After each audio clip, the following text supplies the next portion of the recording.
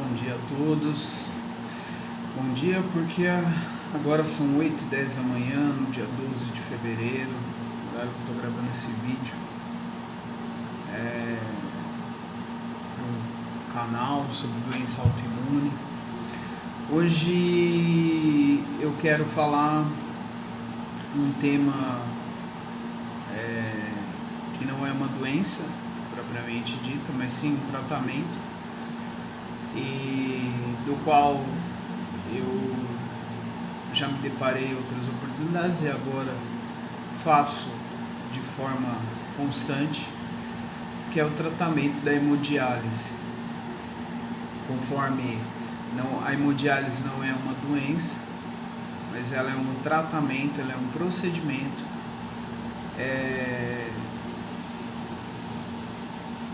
indicado para quem tem a insuficiência renal crônica, ou seja, aqueles pacientes em que o rim já não exerce suas atividades conforme deveria. Continuando sobre a série, como eu falei, das pequenas definições das doenças que me acometem, né, de todo o arcabouço que eu vivo. Hoje, em novembro, eu tive uma infecção e como eu já estava em tratamento conservador, porque a minha função renal já estava extremamente comprometida, meus rins já não faziam a função como deveria fazer. Eu fiquei desde 2013 até novembro do ano passado no tratamento que a gente chama de conservador, que é basicamente a alimentação, e fui segurando até lá. Mas para vocês entenderem, vamos ao conceito, né? Eu pego definições simples e aqui, como eu disse, repito, eu não sou nenhum técnico, não sou ninguém da área da saúde. A minha experiência na área da saúde com certeza é uma experiência empírica, com base na minha experiência e nada mais do que isso. Então a minha função aqui e o que eu quero passar para vocês é de uma forma simplificada o que é cada procedimento e o que ocasiona na prática cada procedimento também.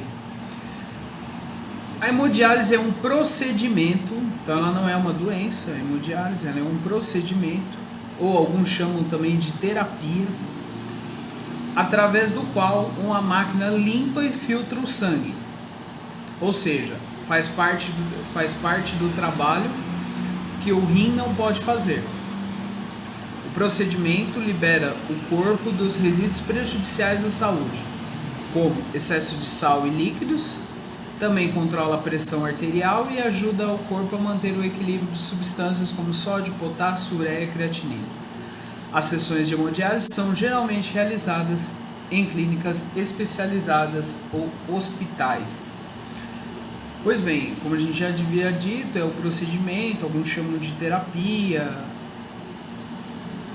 E qual é a função? A máquina limpa o sangue, tirando as impurezas que o seu rim, que deveria fazer essa função normalmente, deveria fazer.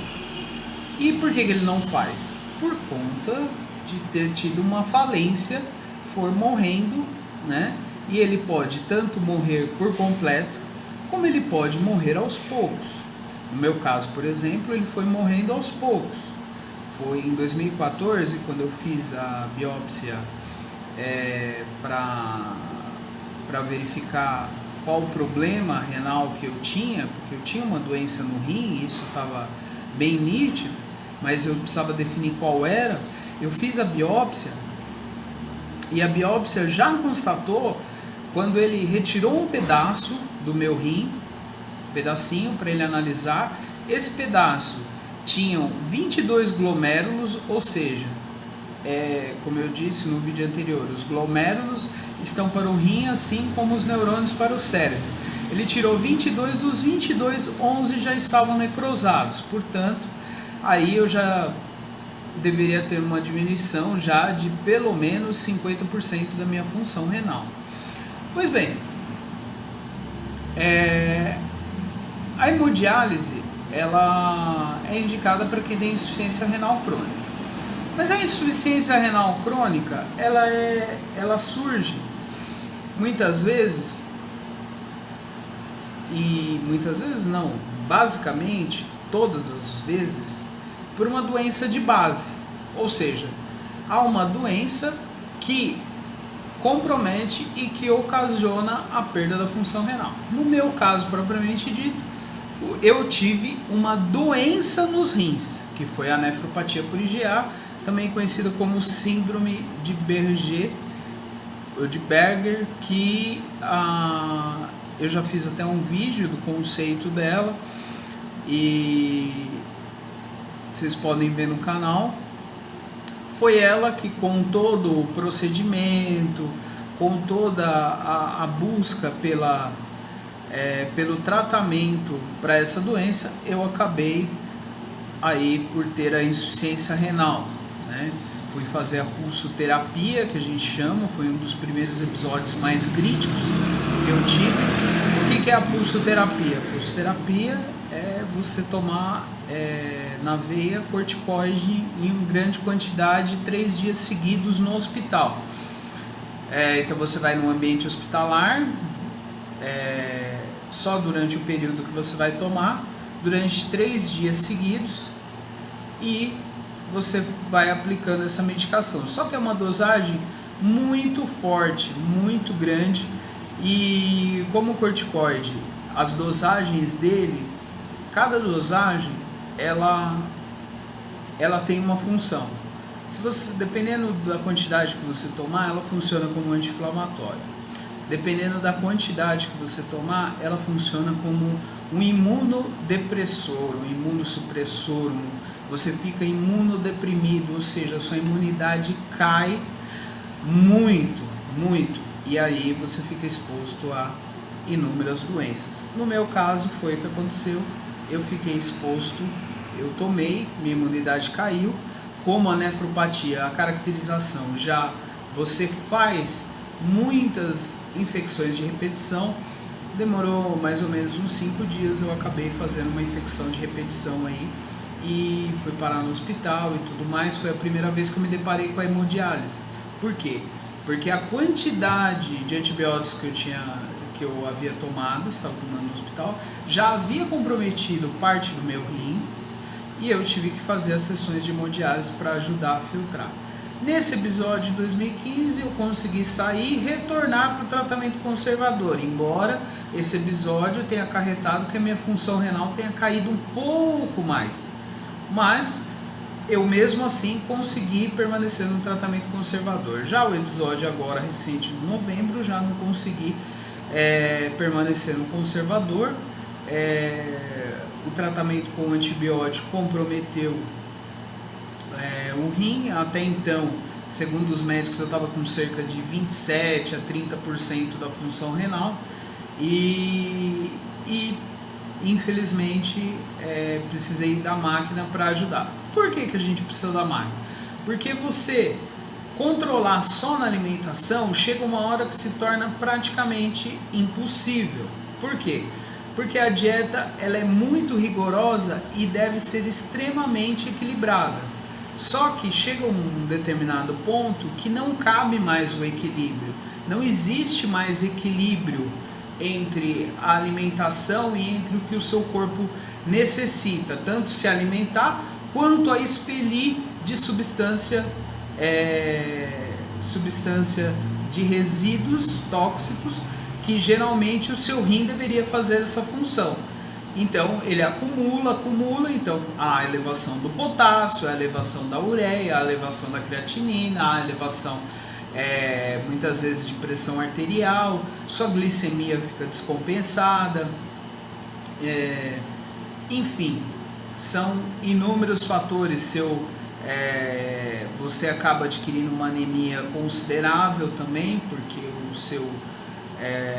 geralmente o seu nível de ferro ele já não contribui, porque ele abaixa muito, enfim. E aí, mesmo com as medicações, isso sem contar no fósforo, PTH e tudo mais, mas todas as medicações sozinhas elas não conseguem fazer todo o trabalho. Aí você chega na hemodiálise e começa a fazer o tratamento de filtragem. Como que você faz isso? Bom, basicamente, como que ele troca esse sangue, como ele...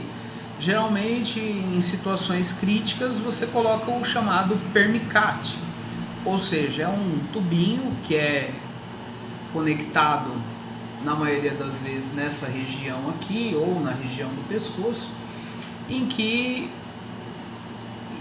é um tubo que se liga ali e há duas entradas. Geralmente é uma para puxar o sangue e a outra para retornar o sangue já passado no filtro e já limpo de volta para o seu organismo. Esse catéter ele é extremamente delicado no sentido de que há uma exposição muito grande para infecção. Então, muitas vezes, na maioria das vezes, os médicos especialistas na terapia de hemodiálise, eles recomendam a instalação de fístula. Fístula é uma veia que eles preparam com base muitas vezes na sua veia, se você tiver uma veia boa. No meu caso, por exemplo, todas as minhas veias eram comprometidas devido a inúmeras infecções que eu tive, a inúmeras vezes que eu passei em ambiente hospitalar. Portanto, eles tiveram que optar por colocar uma prótese no braço, que é uma fístula, mas ela é uma fístula de plástico e funciona super bem. E é a fístula que eu já retirei o catéter depois da internação, o permicate, e agora estou só com a fístula e graças a Deus está indo muito bem, está indo tranquilamente. Pois bem, é uma terapia um tanto quanto dolorosa, seja pelos aspectos sociais, seja pelos aspectos psicológicos, seja pelos aspectos jurídicos legais, seja pelos aspectos de exposição que o paciente fica.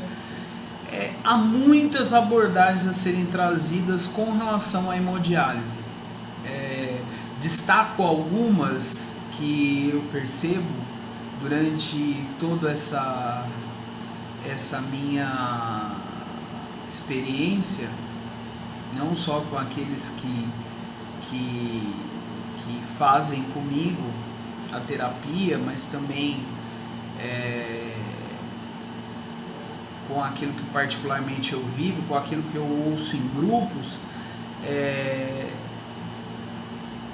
Eu acredito que a parte psicológica é muito afetada. Vejo, e isso é um dado muito triste, mas eu vejo as pessoas não sabendo lidar com esse tratamento, embora seja um tratamento extremamente benéfico para o nosso corpo, mas você vê situações em que as pessoas não estão satisfeitas com o tratamento, reclamam do tratamento, resmungam a respeito de inúmeras situações, e são pessoas que necessariamente precisam de ajuda psicológica, porque claro, não é fácil.